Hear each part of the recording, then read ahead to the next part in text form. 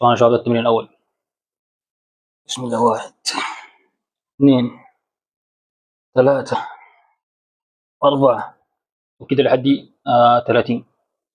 الجنبة الثانية نفس الشيء. 1 2 3 لحد 30. التمرين التالي 1 2 3 4 لحد 30. زي ما شايفين يا شباب، تمرين 3. يدينك خليها كده، احنا محتاجين عضلة. تمام. زي ما شايفين هسه انا قاعد كده، تطلع قاعد. يدينك سبتات، رجلين هي بتتحرك. 1 2 3 لحد 30. ده لحد 30. التمرين الرابع ممكن تسويه بدون يعني جدار وراك، ولكن الافضل تعمل تخلي وراك حائط او جدار عشان شنو؟ عشان تكون ثابت. وتدينا كده زي ما شايفين، رجلين ورا هناك. شايفين لازم يكون ده الارتفاع ده، يعني ما تكون كده للنهايه، لا تكون بهذا الارتفاع. تمام. وهي في كيس هنا زي ما شايفين كده. يدينك دي تفرع شويه، يعني ما تكون ضيقه، تكون كبيره زي ما شايفين السنه كده. والله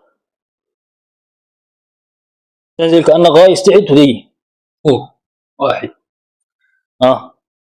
2 3 4 لحد 30. ده التمرين الرابع. التمرين السادس. تمام. التمرين السادس ده بيعدل، يعني زي في انحناء كده زي ما شايفين، يعني مثلا السنه كده في انحناء الاكتاف هنا هو بيقوم بيرجع لك شنو؟ تكون مستقيمه.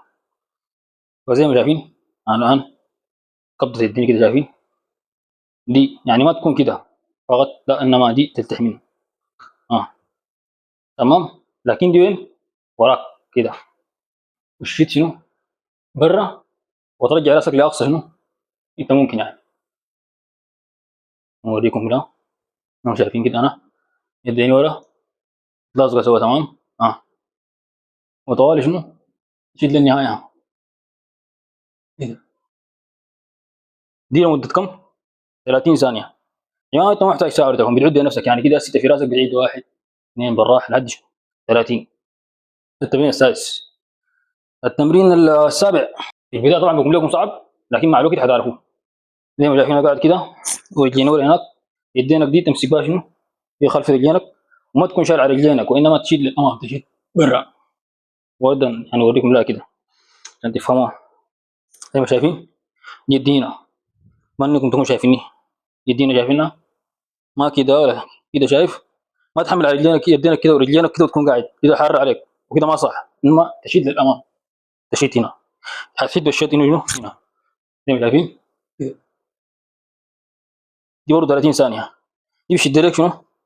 العضله الاماميه بتاعت الفخذ، ودي مشانها يعني تستقيم الجسم، وايضا تعدل في الناس عندهم، في ناس عندهم انزلاق هنا او يسموه تقعر في اسفل الظهر.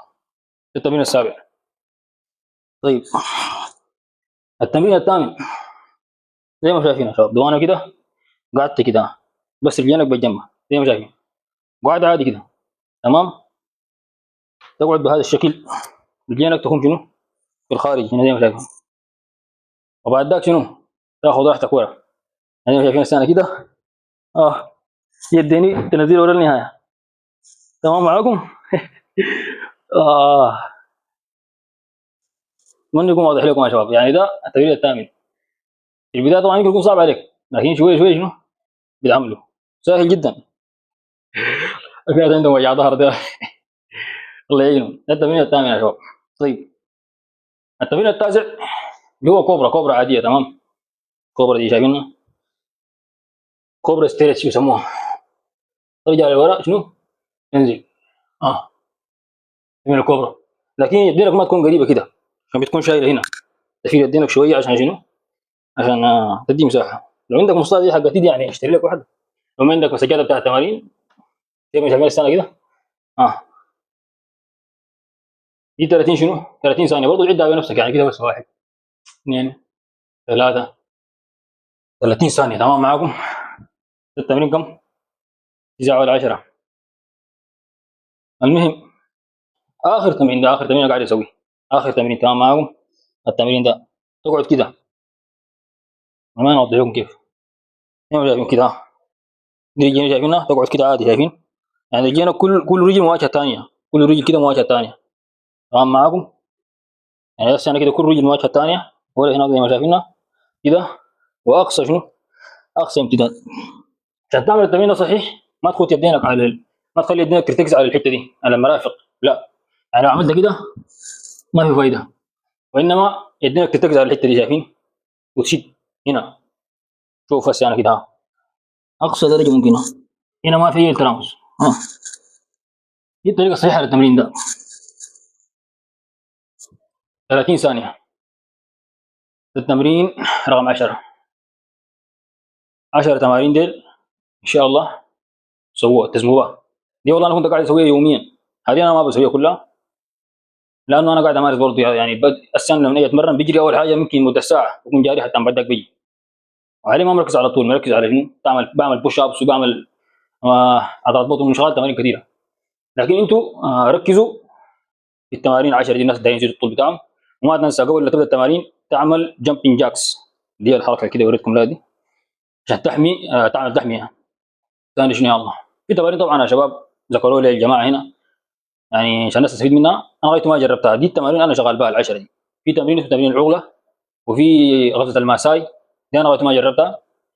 لكن يعني الناس دي يجربوها ولو في زول جربها برضه استفاد منها ممكن شنو يفيدنا عشان نقدر يعني ندي الناس المعلومه الصحيحه. لكن التمارين ال10 دي انا والله شخصيا جربتها وفادتني. فتوفيق لكم سلامتكم.